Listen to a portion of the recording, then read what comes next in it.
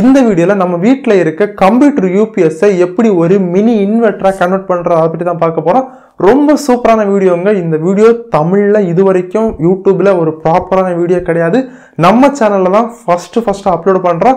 So அதனால இந்த video கண்டிப்பா உங்களுக்கு யூஸ்ஃபுல்லா இருக்கும். வீடியோவை கொஞ்சம் கூட ஸ்கிப் பண்ணாம கடைசி வரைக்கும் பாருங்க. முடிஞ்சா உங்க ஃப்ரெண்ட்ஸ்க்கும் ஷேர் பண்ணி இந்த வீடியோவை அவங்களுக்கும் ஷேர் பண்ணுங்க. ஏன்னா எல்லாருக்கும் வீட்லயும் பவர் கட் கண்டிப்பா இருக்கும். அப்படிதான் அப்படி இருக்க டைம்ல கண்டிப்பா ஒரு பேக்கப் இருந்தா நல்லா இருக்கும். நார்மலா ஒரு சிஸ்டம் நீங்க யூஸ் பண்ணிட்டு இருக்கீங்க அப்படின்னா எல்லாருடைய வீட்லயும் ஒரு கம்ப்யூட்டர் UPS இருக்கு. 1500 ரூபாய் 2000 ரூபாய் 2500 ரூபாய் கொடுத்து வாங்கி வச்சிருப்பீங்க. பட் அந்த UPS பாத்தீங்கன்னா உங்க கம்ப்யூட்டருக்கு ஒரு 15 நிமிஷம் பேக்கப் கொடுக்கும். கூடி போனா ஒரு 20 நிமிஷம். பட் ஒரு சிலது பாத்தீங்கன்னா 5 நிமிஷம் 10 நிமிஷம். அதுவும் நாட்கள் ஆக பாத்தீங்கன்னா ஃபெயிலியர் ஆகி 2 நிமிஷம் 1 நிமிஷம் அது மொத்தமா ஃபெயிலியர் ஆயிரும். அதுக்கப்புறம் நீங்க பேட்டரி சேஞ்ச் பண்ற நிலைமையில வந்து நிற்கும். ஸோ அந்த UPS வச்சு பாத்தீங்கன்னா ஒரு மினி இன்வெர்ட்டர் உங்க வீட்டுல பாத்தீங்கன்னா காலையில இருந்து ஈவினிங் வரைக்கும் நீங்க வந்து உங்க மொபைலுக்கு சார்ஜ் பண்ணிக்கலாம். உங்க வீட்டுல இன்டர்நெட் இருந்துச்சுன்னா மோடம் யூஸ் பண்ணிக்கலாம். ஸோ காலையில இருந்து ஈவினிங் வரைக்கும் யூஸ் பண்ணிக்கலாம். ஸோ அதனால இந்த வீடியோ கொஞ்சம் ஸ்கிப் பண்ணாம கடைசி வரைக்கும் பாருங்க. ஒரு யூஸ்ஃபுல்லான வீடியோ அப்படின்னு சொல்லலாம். நீங்க இப்பதான் நம்ம சேனல் புதுசா வந்திருக்கீங்களா, சப்ஸ்கிரைப் பண்ணிக்க மாட்டீங்க. Subscribe button, bell button, all button எல்லாமே கிளிக் பண்ணிக்கங்க. அப்பதான் இது மாதிரி சூப்பரான வீடியோ போடும்போது உங்களுக்கு நோட்டிபிகேஷன் தவறாம கிடைக்கும். உங்களோட UPS நீங்க எடுத்து வச்சுக்கோங்க. பட் இந்த ஒன் டைம் ப்ராசஸ் நீங்க பண்ணிட்டீங்க அப்படின்னா அதுக்கப்புறம் அந்த ஒயர் எல்லாம் கட் பண்ண வேண்டியது இருக்கு. அதுக்கப்புறம் ரீப்ளேஸ்மெண்ட் பண்றது கொஞ்சம் கஷ்டம்.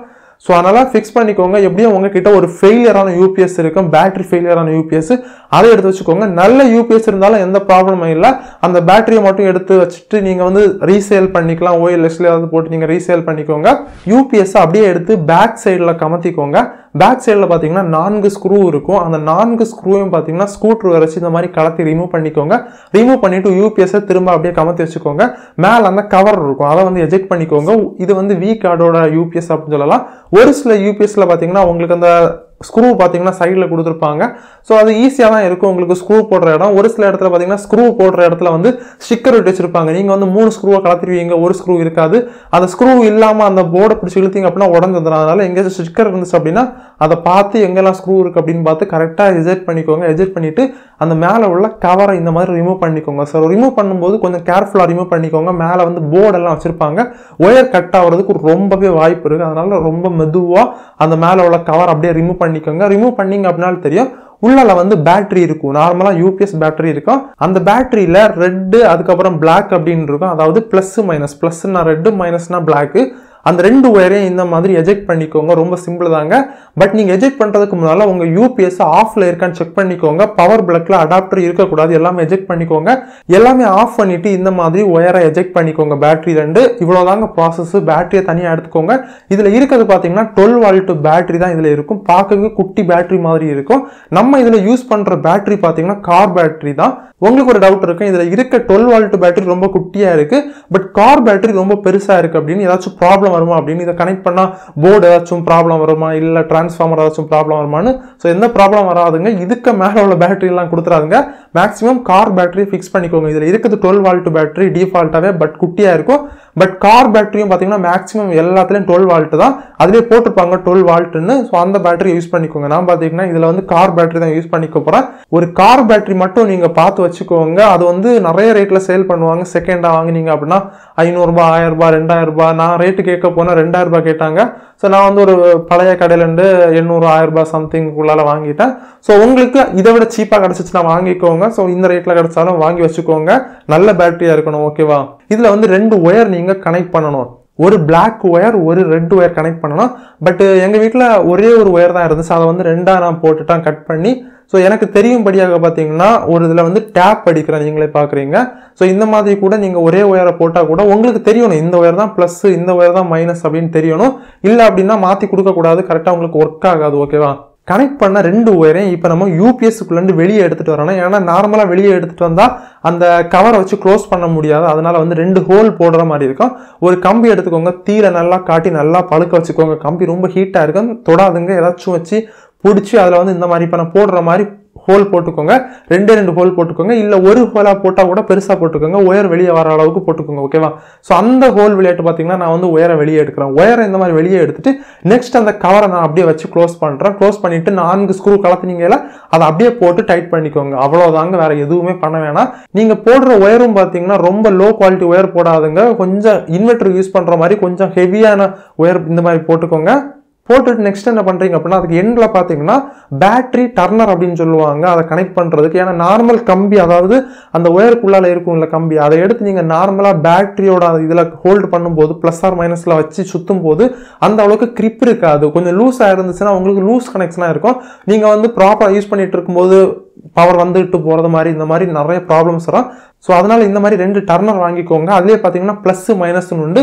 நீங்கள் கரெக்டாக கனெக்ட் பண்ணிக்கோங்க. ப்ளஸ் வேற ப்ளஸ்லேயும் நெகட்டிவ் வேற நெகட்டிவ் கனெக்ட் பண்ணிட்டு பேட்டரியிலையும் ப்ளஸ் மைனஸ் அப்படின்னு கரெக்டாக கொடுத்துருப்பாங்க. நீங்கள் கரெக்டாக வச்சு டைப் பண்ணிக்கோங்க. ரொம்ப சிம்பிள் தாங்க, எல்லாருக்கும் ஈஸியாக புரியும்படியாக கரெக்டாக நான் உங்களுக்கு எக்ஸ்பிளைன் பண்ணியிருப்பேன். இதெல்லாம் பண்ணி முடிச்ச அப்புறம் உங்களுக்கு ப்ராசஸ் எல்லாம் முடிஞ்சிச்சுங்க. நீங்கள் உங்கள் யூபிஎஸ்ஸை கரெக்டாக ஒரு இடத்துல வச்சுக்கோங்க. பேட்டரி அது பக்கத்தில் ஏதாச்சும் கரெக்டாக ப்ராப்பராக ஒரு செட்டப் பண்ணி வச்சுக்கோங்க. அவ்வளோதான் நீங்கள் பண்ணுற வேலை. அதுக்கப்புறம் யூபிஎஸோட பவர் கேபிள் எடுத்து கரண்ட்ல ஹோல்ட் பண்ணிட்டு நீங்க வந்து சுவிட்ச் அப் போட்டாலே போதும். நார்மலா பாத்தீங்கன்னா தெரியும் லைட் ஆன் ஆயிடுச்சு. பாத்தீங்கன்னா தெரியும் எந்த அளவுக்கு சூப்பரா லைட் ஆன் ஆகுதுன்னு. பேட்டரி வெளியே இருக்குது, யூபிஎஸ் உள்ளால எந்த பேட்டரியும் இல்லை, ஆனா யூபிஎஸ் ஒர்க் ஆகிட்டு இருக்கு. நார்மலா இப்ப பாருங்க, என்னுடைய மொபைல் அடாப்டர் பேக்ல கனெக்ட் பண்றேன், சாக்கெட்ல கனெக்ட் பண்ணிட்டேன். கனெக்ட் பண்ணிட்டு மொபைலுக்கு சார்ஜ் போட்டோம், சூப்பரா சார்ஜ் ஏறுது. ஸோ பார்த்தீங்கன்னா தெரியும் இப்போ வந்து பேட்டரிக்கு சார்ஜ் ஏறிட்டு இருக்கு, என் மொபைலுக்கு சார்ஜ் ஏறிட்டு இருக்கு. யூபிஎஸ் நீங்கள் எப்படி யூஸ் பண்ணுவீங்களோ அதே கான்செப்ட் தாங்க. பட் பேட்டரி பார்த்தீங்கன்னா அதுக்கு உள்ளே இருக்கும், இதுக்கு வெளியே இருக்குது. அதுக்கு பேக்கப் கம்மி, இதுக்கு பேக்கப் ரொம்பவே அதிகம் அப்படின்னு சொல்லலாம். நீங்கள் மொபைலுக்கு மட்டும் தான் சார்ஜ் பண்ணுறீங்க அப்படின்னா உங்களுக்கு 1 நாள் 2 நாள் இந்த மாதிரி கண்டினியூஸாக நிற்கும் அப்படின்னு சொல்லலாம். இல்லை உங்கள் வீட்டில் ஒய்ஃபை ரவுட்டர் இருக்குது அப்படின்னா நீங்கள் ஒய்ஃபை ரவுட்டர் யூஸ் பண்ணீங்க அப்படின்னா 8 ஹவர் 10 ஹவர் காலையில் ஈவினிங் வரைக்கும் பார்த்தீங்கன்னா கூட நீங்கள் வந்து யூஸ் பண்ணிக்க முடியும். அந்த அளவுக்கு பவர் கெப்பாசிட்டியில் இருக்குது அப்படின்னு சொல்லலாம். நீங்கள் ஒரு புதிய பேட்டரி யூஸ் பண்ணீங்க அப்படின்னா செம்மையான பேக்கப் உங்களுக்கு கிடைக்குங்க. வீக்கான பேட்டரி யூஸ் பண்ணீங்க அப்படின்னா உங்களுக்கு டைம் கொஞ்சம் கம்மியாக அதிக வாய்ப்பு இருக்குது. ஸோ அதனால் இதை நீங்கள் கண்டிப்பாக ட்ரை பண்ணி பாருங்கள் நண்பா. இப்போ பாருங்கள், என் வீட்டில் உள்ள கவர்மெண்ட் மிக்ஸியை நான் இப்போ வந்து உங்களுக்கு ரன் பண்ணி காமிக்கிறேன். ரன் ஆகும், நீங்களே பாருங்க.